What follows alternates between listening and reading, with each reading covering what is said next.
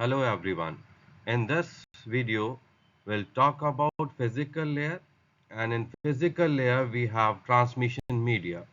Transmission media is of two types, guided and unguided. Now this picture states the position of physical layer. At top we have a data link layer. Data link layer give services to physical layer, and then physical layer will transmit the data by performing its responsibilities like bit signal transformation, bit synchronization, circuit switching, bit rate control, multiplexing. So these are the responsibilities of physical layer: bit signal transformation, bit rate control, bit synchronization, multiplexing, circuit switching. Another main responsibility of physical layer is transmission media. Now, as I earlier said, that physical layer is basically responsible for transmitting the data bit by bit. So we have a sender and a receiver over here. As discussed earlier, that we have guided and unguided. These are the two types of transmission media. Transmission capacity depends critically on the medium, the length, and the whether the medium is point to point or multi-point. Now, this is called line configuration. Examples are coaxial cable, twisted pair, and optical fiber. So this is guided. Guided means that there is a dedicated connection from one point to another point, and this is called point to point connection. So unguided provides a means of transmitting electromagnetic signals but do not guide them. Example, wireless transmission. For guided media, the medium is more important in determining the limitations of transmissions. While in case of unguided media, the bandwidth of the signal produced by the transmitting antenna and the size of antenna is more important than the medium. Unguided media, that is wireless, we have radio waves, microwaves, infrared.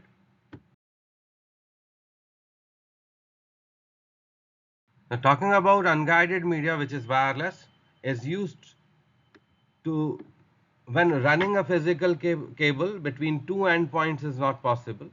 For example, running wires between buildings is probably not legal if the building is separated by a public street.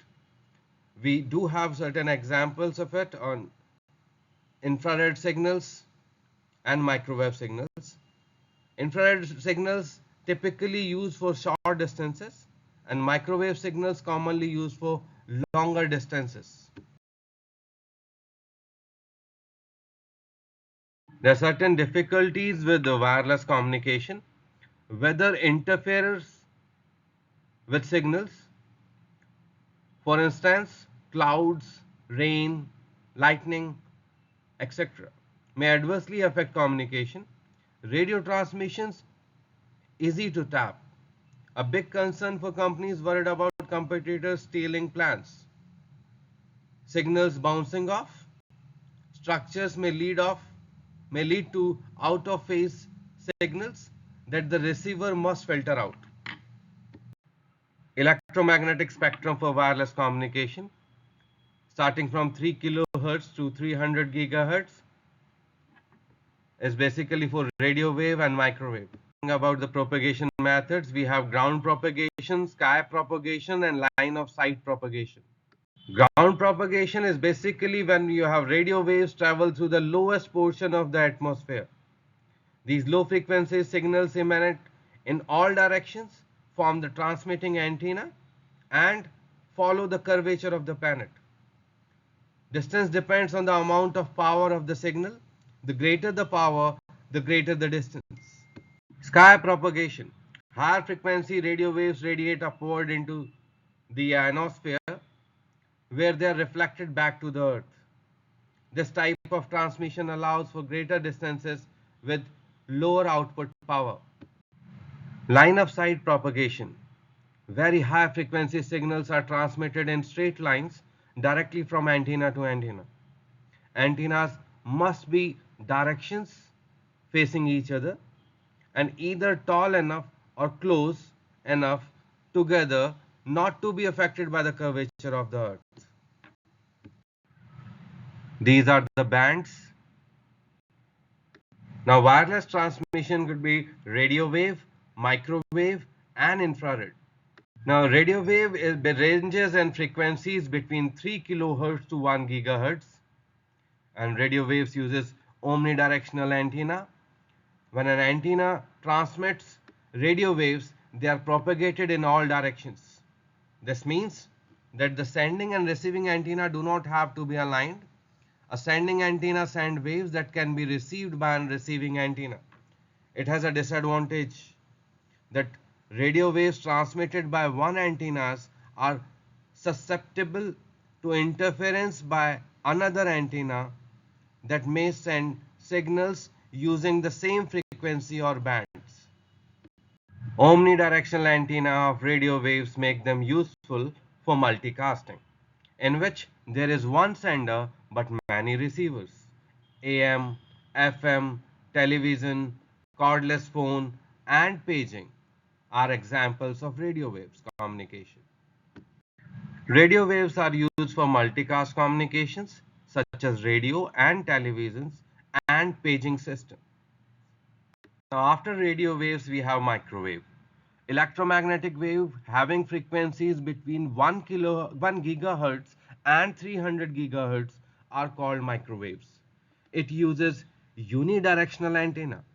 When an antenna transmits microwaves, they can be narrowly focused. This means that the sending and receiving antennas need to be aligned. It has an advantage. A pair of antennas can be aligned without interfering with another pair of aligned antennas. Unidirectional antenna can be parabolic dish antenna and the horn. A parabolic antenna is based on the geometry of a parabola. Every line parallel to the line of symmetry reflects off the curve at angles such that all the lines intersect in a common point called the focus. The parabolic dish works as a funnel, catching a wide range of waves and directing them to a common point. In this way, more of the signal is recovered than would be possible with a single point receiver. Outgoing transmission are broadcast through a horn aimed at the dish. The microwaves hit the dish and are deflected outward in a reversal of the receipt path. Outgoing transmission are broadcast up a stem and deflected outward in a series of narrow parallel beams of a curved head.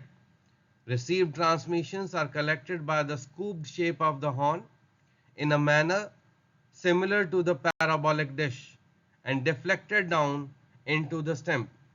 Used in cellular phones, satellite networks, wireless LANs. Here we have dish antenna, which is in parabolic, and horn antenna. Microwaves are used for unicast communication such as cellular, telephones, satellite networks, and wireless LANs. Infrared signals can be used for short-range communication in a closed area using line of sight propagation.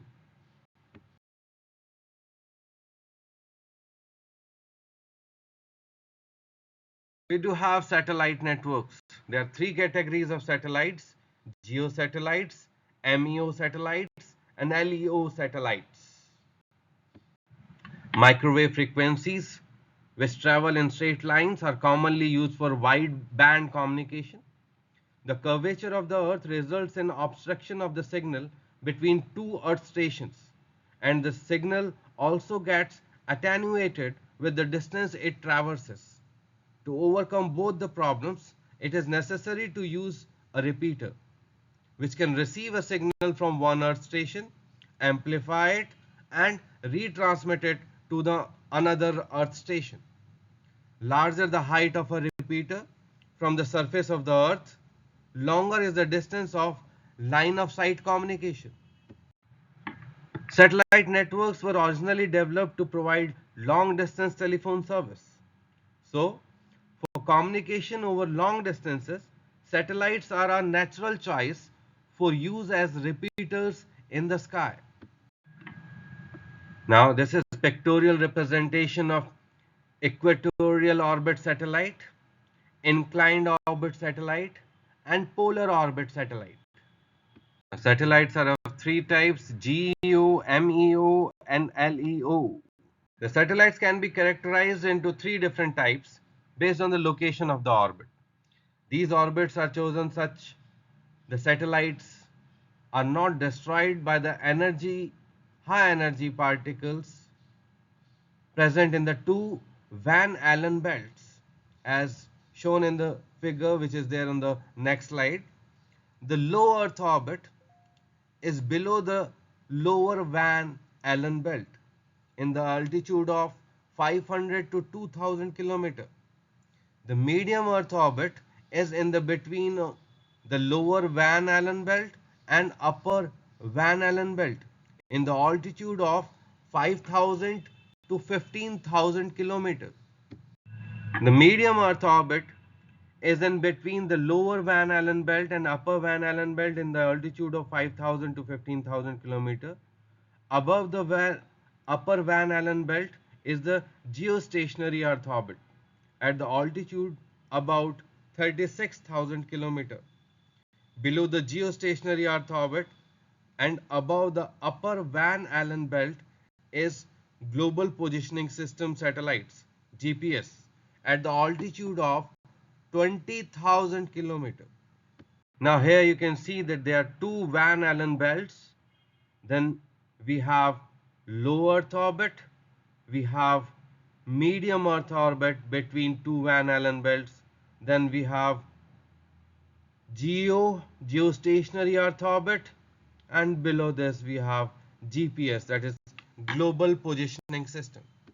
Now this is another representation that we have for LEO, MEO and GEO, that where we can place our satellites depending upon orbit. Talking about the frequency bands, two frequencies are necessary for communication between a ground station and a satellite. One for communication from the ground station on the Earth to the satellite called uplink frequency, and another frequency for communication from the satellite to the station on the Earth called downlink frequency. These frequencies reserved for satellite communication are divided in several bands such as L, S, Ku, etc. Are in the gigahertz, means microwave frequency range, as shown in the table that is there on the next slide. Higher the frequency, higher is the available bandwidth. And here we have the bands L, S, C, Ku and Ka. There is a downlink frequency and there is a uplink frequency, and we do have the bandwidth. Thanks for watching.